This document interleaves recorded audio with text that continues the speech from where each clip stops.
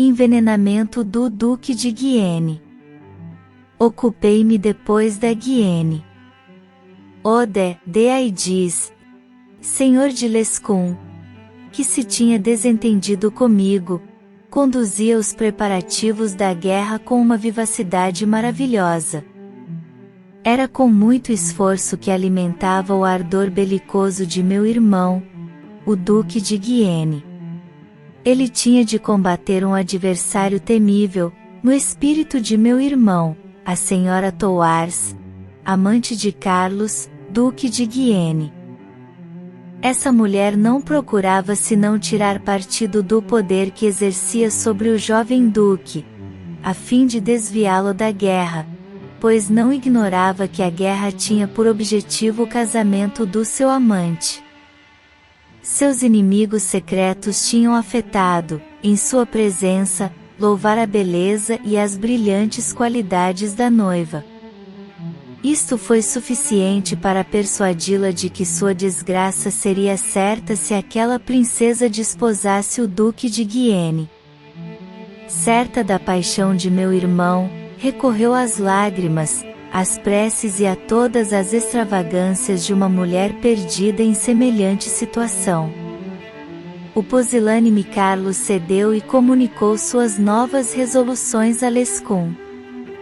Lescun imediatamente preveniu o Duque de Bretanha e os interessados, os quais, alarmados, mandaram representações a meu irmão.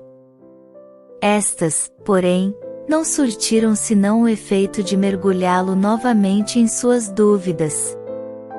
Entretanto, a favorita conseguiu, não sem dificuldade, dissuadi-lo novamente da guerra e do casamento. A partir de então, a morte da favorita foi decidida por todos os príncipes.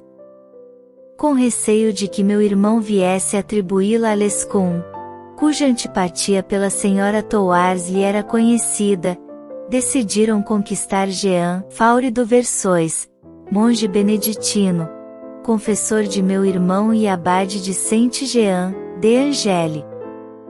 Esse homem era um dos maiores entusiastas da senhora de Thouars, e ninguém ignorava o ódio que votava a Lescun, cuja influência política invejava. Não era provável que meu irmão lhe atribuísse a morte da amante, pois aquele sacerdote era um dos favoritos que maior confiança lhe mereciam. Desde que apenas a sede de grandeza o ligava à favorita, deixou-se facilmente corromper. Durante muito tempo eu tentei seduzir o abade, mas ele sempre repelia minhas ofertas. Entretanto, deixava-me a esperança de atingir o meu objetivo. Ele facilmente percebeu a situação em que se meteria, prestando aos príncipes o serviço que lhe pediam, pois sabia que não lhes era difícil desembaraçar-se de um cúmplice. Por outro lado, conhecia a inconstância de meu irmão e temia tornar-se sua vítima. Para conciliar sua segurança com seus interesses, resolveu sacrificar seu jovem senhor. Tomando tal partido, tinha tantas chances de êxito quantas de fracasso. Para os príncipes, a morte do jovem Duque de Guienne deveria ser o resultado de um erro ou de um incidente imprevisto. Mesmo quando imputada ao Duque da Bretanha e seus comparsas, a morte da favorita teria passado despercebida, por assim dizer, pois que ninguém teria descoberto os motivos que lhe emprestavam uma importância real, do ponto de vista político. Admitindo que pudessem ser acusados pela morte de meu irmão, achar-se-iam eles expostos aos maiores perigos, porque teria sido meu dever castigá-los rigorosamente. Sabiam que não era boa vontade que me faltava e que, no caso, o povo poderia voltar-se contra eles. Então o próprio Duque de Borgonha, alheio ao que se tramava em Guienne, teria sido forçado a aliar-se a mim, sob pena de se ver acusado de cumplicidade. Mesmo nesta última hipótese, tudo teria resultado em meu favor. Eu poderia fazer que Carlos, o temerário, fosse declarado criminoso de lesa majestade e levar o parlamento a condená-lo à morte, pelo assassinato de meu irmão. Tais condenações, pronunciadas por aquele alto tribunal, tinham sempre grandes resultados, sobretudo quando eram de uma incontestável legitimidade. Vê-se facilmente que interesse tinham os príncipes em manejar o abade. Por outro lado, nada mais fácil do que desfazer-se dele em segredo. Mas comigo o abade de Saint-Jean tinha maiores chances de impunidade.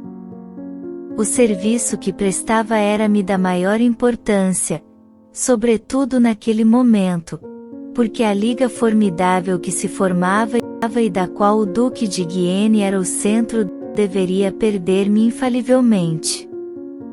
O único meio de destruí-la seria a morte de meu irmão, o que representava a minha salvação. Ele aspirava o favor de Tristão, o eremita, pensando que, por esse meio, elevar-se-ia acima dele ou pelo menos partilharia minhas boas graças e minha confiança nele. Aliás, os príncipes tinham cometido a imprudência de lhe deixar em mãos provas incontestes de sua culpabilidade. Eram diversos escritos, e como estavam redigidos em termos muito vagos, não era difícil substituir a pessoa de meu irmão pela de sua favorita, ali designada nas entrelinhas. Entregando-me esses documentos, ele afastava de mim qualquer dúvida relativa à minha inocência. Por isto subtraía-se ao único perigo que corria ao lado dos príncipes e, provando que de nenhum modo eu me achava envolvido no envenenamento, deixava de ser meu cúmplice e me isentava de qualquer interesse em mandar matá-lo. Restava provar que ele próprio não estava metido nisso. Esta era uma dificuldade menor. Para começar, ele estava seguro de minha proteção, e depois, os príncipes não tinham provas de sua culpabilidade, e ele poderia devolver-lhes as acusações, a título de calúnias. Tudo bem ponderado, enviou-me um emissário que fingiu ter vindo espontaneamente dizer-me que o abade de Saint-Jean estava descontente com meu irmão. Vi imediatamente todo o partido que poderia tirar de tal disposição e caí na armadilha preparada pelo astuto abade. Não suspeitando que aquele homem tivesse sido enviado por ele, despachei um de meus espiões de confiança. Saint-Jean representou tão bem o seu papel, que o emissário foi enganado. Baseado em seu relatório, escrevi ao abade, a fim de conquistá-lo. Ele aparentou muitos escrúpulos, mas eu triunfei, embora com alguma dificuldade. Concordou em ficar encarregado do envenenamento de meu jovem irmão. Eu estava tão pervertido que não hesitei em cometer esse crime horrível.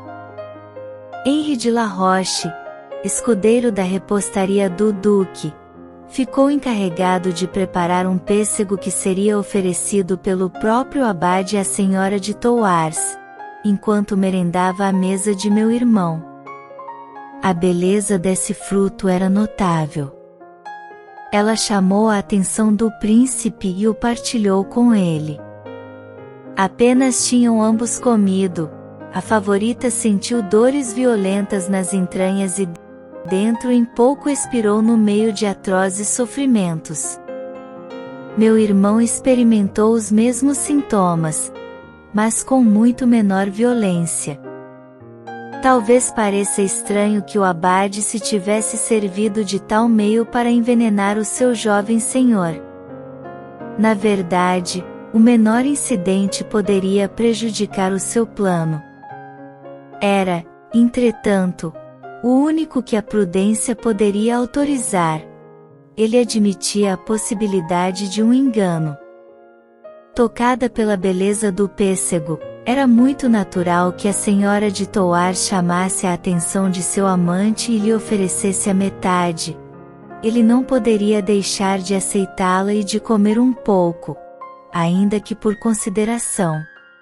Admitindo que comesse apenas um pedacinho.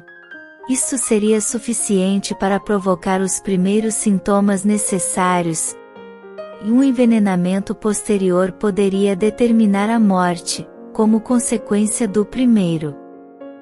Os príncipes ficaram tomados de terror assim que souberam das consequências funestas do envenenamento da favorita. Eles não tiveram a menor suspeita da premeditação do abade. Pensaram apenas em dar todas as aparências de naturalidade à morte da jovem senhora e à doença de seu amante. Nenhum deles tomou a iniciativa de oferecer um contraveneno ao infeliz príncipe, com receio de se comprometer. Realmente tal atitude daria a entender que o veneno era conhecido e, consequentemente, que alguém era cúmplice do crime. Graças à sua juventude, e à força de seu temperamento, Carlos resistiu ao veneno por algum tempo. Seus sofrimentos físicos não fizeram outra coisa senão reconduzi-lo aos antigos projetos com mais ardor. Temendo que a doença diminuísse o zelo de seus oficiais, quis que esses renovassem o juramento de fidelidade. Como ele exigia que eles se engajassem a seu serviço, contra tudo e contra todos, mesmo contra mim, alguns dentre eles, temerosos de sua morte, que parecia próxima, recusaram-se a fazê-lo e passaram para minha corte. Observação: no número anterior vimos os detalhes interessantes, dados por Luís XI, relativamente à sua morte. O fato que acabamos de relatar não é menos notável sob o duplo ponto de vista da história e do fenômeno das manifestações. Aliás, só tínhamos dificuldades quanto à escolha. A vida desse rei, tal qual foi ditada por ele próprio, é incontestavelmente a mais completa que possuímos e, podemos dizer, a mais imparcial. O estado do espírito de Luís XI lhe permite hoje apreciar as coisas em seu justo valor. Pelos 3 fragmentos escolhidos, pode-se ver como faz o próprio julgamento. Ele explica sua política melhor que qualquer de seus historiadores. Não se absolve de sua conduta e, em sua morte, tão triste e tão vulgar para um monarca, algumas horas antes, todo-poderoso, vê um castigo antecipado. Como fenômeno de manifestações, este trabalho oferece um interesse especial. Ele prova que as comunicações espíritas podem esclarecer-nos sobre a história, desde que nos saibamos colocar em condições favoráveis. Fazemos votos para que a publicação da vida de Luís XI, bem como a não menos interessante de Carlos VIII, igualmente concluída, venham em breve colocar-se ao lado da de Joana d'Arc.